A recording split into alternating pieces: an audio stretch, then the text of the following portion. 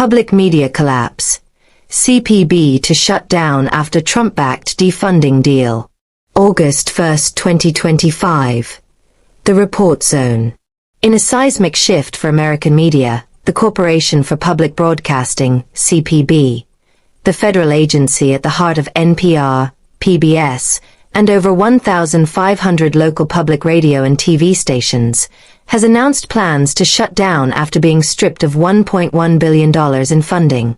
The result is the end of nearly 6 decades of public media support, prompting widespread alarm about the future of educational content, local journalism, and emergency communication.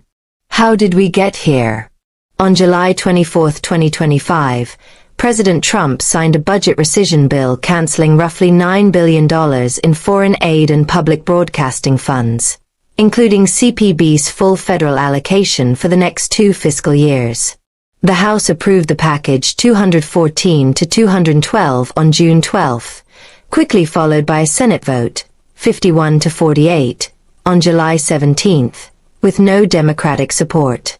Backing the cuts, Trump repeatedly targeted NPR and PBS, blaming them for partisan bias and calling CPB a monstrosity on social media and in executive orders directing agencies to sever ties with public media.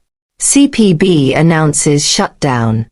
CPB President and CEO Patricia Harrison confirmed that without federal support, the organization can no longer operate.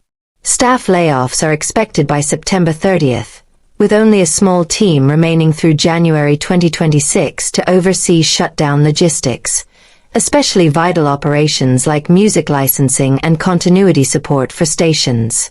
Despite lobbying and petitions by millions of Americans urging legislators to preserve CPB funding, including support from Republican lawmakers in rural and tribal districts, the rescission stood firm.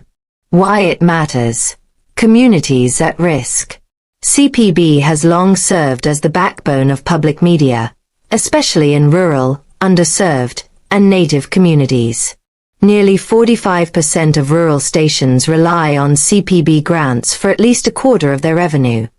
Some depend on CPB for over half their funding.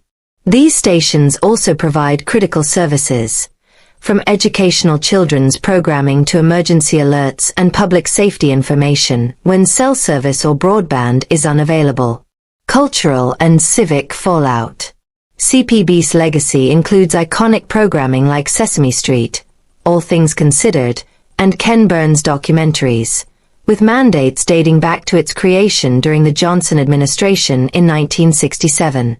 His shutdown marks the first time CPB has ever failed to receive congressional funding after nearly 60 years in operation. Legal and political clash. The defunding follows months of legal and political battles.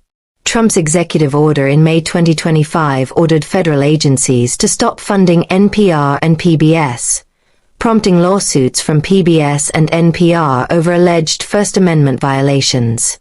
Additionally, the administration's attempt to remove CPB board members escalated into litigation over executive authority versus the corporation's independence. What happens next?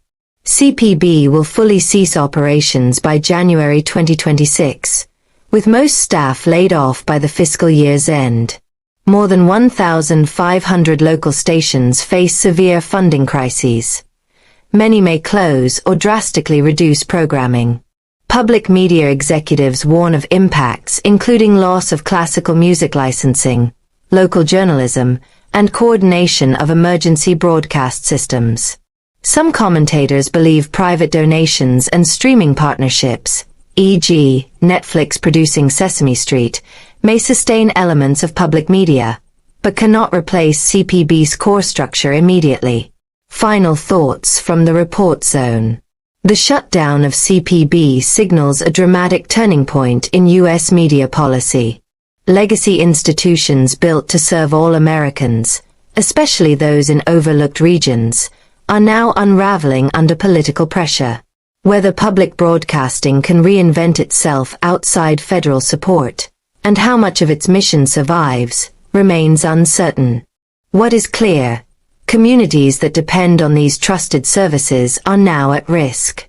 Stay with the Report Zone for updates on station closures, listener efforts, legal appeals, and public media's future. Thank you. If you values trusted public media and local journalism, like, share, and subscribe.